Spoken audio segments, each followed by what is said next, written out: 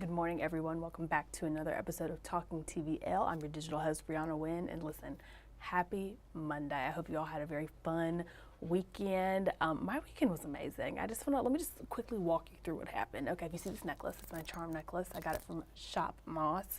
They're a new boutique store situation out in Providence. Super, super, super cute jewelry. You customize your own charm necklaces. You can do bracelets and earrings as well, so definitely go check them out if you have not already. But they had the grand opening on Friday, so now they are open, live, and in action.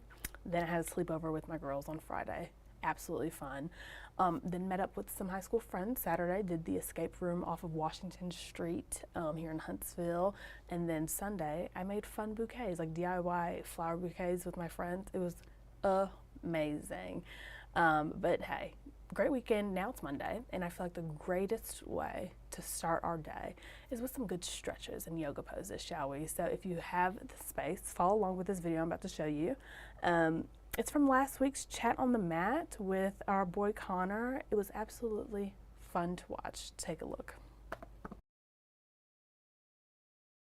All right, welcome back, everybody. Well, as the work week comes to a close, we need a deep breath, right? I don't think I've ever done an intro on TVL here on the floor, but here we are. I also changed during the break. Fun fact, shout out to myself, but we are back again with our best guy, Connor of Light On Yoga. Connor, welcome to the show. So excited to be doing these yoga postures with you. Before we get started, we're talking about something specifically called yin yoga. Yes. What is that? Yeah, so yin yoga is a form of yoga that we often practice at the studio.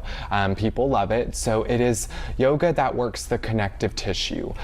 So it's called fascia, and it's longer holds. Usually we'll hold some postures up to 8 minutes. Wow. Yeah, so we get really cozy, we use a lot of props, and we just get nice and comfortable. Okay, and that's what we're gonna do here on the show. So this first pose we're doing is called the cobbler's pose. Yes. I feel like we're already kind of doing this one, Connor, yeah. But what else do we need to do to make it true yoga? Well, so if we wanted to add in the props, what we do is take our legs around. So if we're at home, we can always use blankets, pillows, whatever we've got, and we're gonna connect the soles of our feet like a little butterfly shape. Oh, okay. In yoga, we call this Baddha Konasana, or bound angle, and then we'll use those blankets, blocks, bolsters. This is called a bolster. It's like a yoga pillow. Yes, so nice. And then we would just like lay our chest down on it, and this is where we could just hang out for a few minutes. Yeah, I feel like it does give a good stretch here. That's something else people don't realize. You are stretching and working out while also focusing on your breath, being mindful, and just resting. Oh, I could do this for a few Sometimes minutes, that's what our Connor. nervous system needs. It so is a good reset. You say people also really do yin yoga specifically in fall because it's cozy and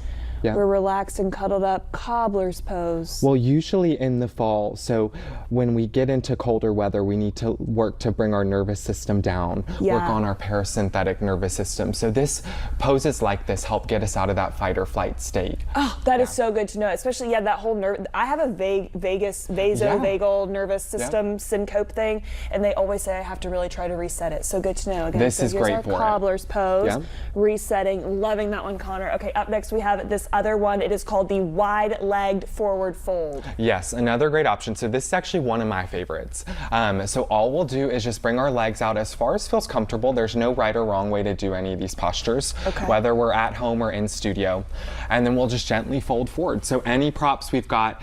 The good thing about yin yoga, restorative yoga, is the more cushion and support we have, the better it'll be. So, and what did you, people can just use like couch pillow? I mean, you've got a good structure here. These are traditional yoga blocks. Yes, so these are blocks, and then this is that bolster. It's a yoga pillow. But at home, they can roll up blankets. They can use couch pillows. You know, if they have a big dog, I know some people like to do yoga with their dogs. Yeah. So sweet. A lot of options. Okay, so again, good stretch here. Really feeling that here, and deep breaths in the process. Okay, this last one, Connor. Yes. I have no idea what this is, but it's called So this supported fish pose. Supported fish. This one's a little bit different. So we're gonna move the blocks to the side. Okay. And then we're just gonna take that bolster back behind us. Okay. So For those of us at home who are a little bit taller, we want some distance between our tailbone and our pillow or our bolster, and then we're just gonna lie ourselves all the way down onto it. So as you can see in the photo, our neck is supported, our spinal column is supported, our arms are resting by our sides. This is the perfect posture to kind of end the night before you go to bed. You know, you can do this in your bed and just relax. Connor. Deep breaths, close your eyes. I'm loving this. I know, isn't this the best? This is what I needed for the Friday. I don't think I can finish the show. Do you want to take over for me? I've got this. You've got it. This is so nice, and we hold this. People do a lot of these things, especially as you mentioned, even at the end of a yoga class. What's it called when you're wrapping the yoga and you're kind of calming down? Yes, so Shavasana. Yes. So that is our final resting pose in class, where we kind of put the practice to rest and really reset our mind, reset our body. And this is a great way to kind of ease into that. Connor, I'm loving it. I feel like I'm just like snoozing out here. But I know. We've got to get back to the show. We simply and must then gently revive rise up. ourselves. Yeah, you can't do that too fast, or Yes, you need to slow and calmly steady. bring it back. Exactly. Connor, this is just what we needed. Thank Yay. you. You are so gifted. Tell us again one more Thank time. you. Light on Yoga, where you guys are. You got some good deals running right now as well. Tell us where we can come out and check you guys out. Yes, so we are in 5 Points. We've got a $20 unlimited week trial with about 40 classes a week. So yoga, aerial, lots to offer. People can find us on Instagram, Facebook, TikTok, and then our website is lightonyogafitness.com. Awesome. Connor, we love you, appreciate it. I'm going to lie back down, one more deep breath, and we'll be right back after the break. See you then. I love that. Again, chat on the mat with Light On Yoga Fitness. They have a great 1-week trial deal that you can head on over to their website to hear a little bit more about if you are interested in doing anything yoga related. Okay, well, let's talk about what's happening today on TVL. Hey, it is that time of year again for the Carnival of Giving auction hosted by the Isaiah 4110 Foundation. We have had them on the show before, but for those of you who are not familiar with the story, here it goes. Let me show you this picture. So, Sam is the youngest of 4 children. He thundered through life with energy, enthusiasm, leaving an impression wherever he went.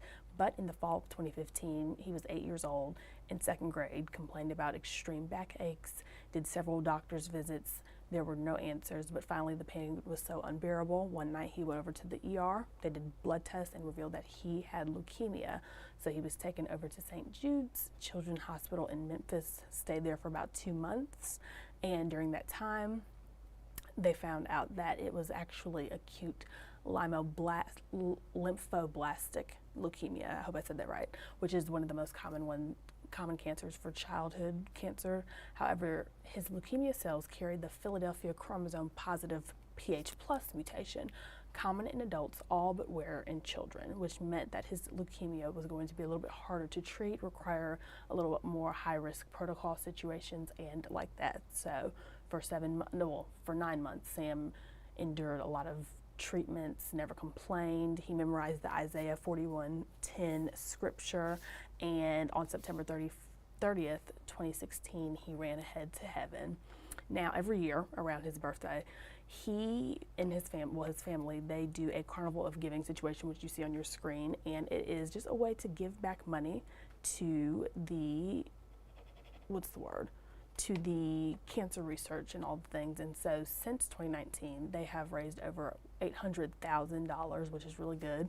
And again, that's been given in efforts to find a cure for the cancer that he had. And today his mother, as well as the co-founder of the foundation, will be in studio today to talk about this year's event and much more. So make sure that you tune in today to hear their story. And that is that, but let's go here. Okay, and if you haven't heard, the first annual Rocket City Cocktail Festival is happening September 6th at the Wicks Family Field at Joe Davis Stadium. So this is their first annual cocktail event situation. I've never heard of it, and I'm very excited. I love a good cocktail. So we're going to hear from them today to see what they have to offer, and that's it. That's all we have today on Tennessee Valley Living. Thank you so much for joining me, and I hope you have a great day.